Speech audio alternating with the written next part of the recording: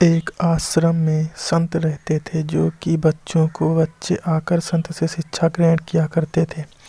एक दिन उनके आश्रम में एक नया शिष्य आता है। शिष्य का स्वागत संत अच्छे से करते हैं और उसका परिचय अन्य शिष्यों से करवाते हैं। नया शिष्य चोरी करने की भावना से आश्रम में रहने लग जाता है और जब भी उसे मौका मिलता वह अन्य शिष्यों का सामान चुरा लेता। वहीं एक दिन कुछ शिष्य उसे चोरी करते हुए पकड़ लेते हैं और फौरन संत के पास ले जाते हैं। संत को शिष्य बताते हैं कि किस तरह से वो उनका सामान चोरी कर रहा था। शिष्यों की बात सुनने के बाद चोरी करने वाले लड़के को संत कुछ नहीं कहते और सभी शिष्यों को वापस भेज देते हैं। संत द्वारा चोरी करने पर कुछ न कहे जाने पर हर कोई हैरान हो जाता है।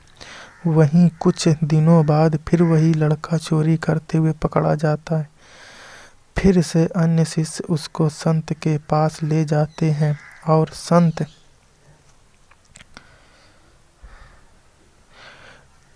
से चोरी की शिकायत करते हैं। संत एक बार फिर इसे कुछ नहीं कहते और ऐसे ही छोड़ देते हैं। संत द्वारा चोरी करने वाले लड़के को आश्रम से न निकालने जाने पर अन्य शिष्य नाराज हो जाते हैं और अपनी नाराजगी जाहिर करते हैं। तब संत शिष्यों को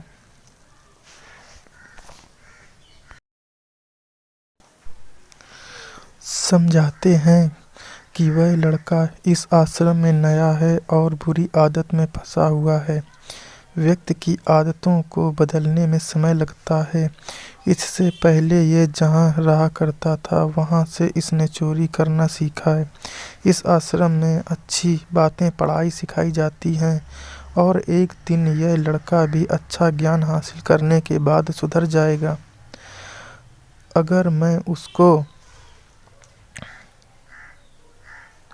आश्रम से निकाल दूंगा तो वह चोरी करना नहीं छोड़ेगा तथा कहीं और जाकर चोरी करने लग जाएगा। लेकिन अगर मैं उसे इस आश्रम में रहने दूंगा तो वह तुम लोगों के साथ रहकर सुधर जाएगा। संत की बात सुनकर शिष्यों को अपनी गलती का एहसास हो गया और सभी शिष्यों को ये समझ आ गया कि अच्छे माहौल में रहने से और अच्छी बातें सुनने से बुरा व्यक्ति सही रास्ते पर आ जाता है। सभी शिष्य संत से क्षमा मांगते हैं और वादा करते हैं कि वे उस लड़के को सुधारने में संत की मदद करेंगे।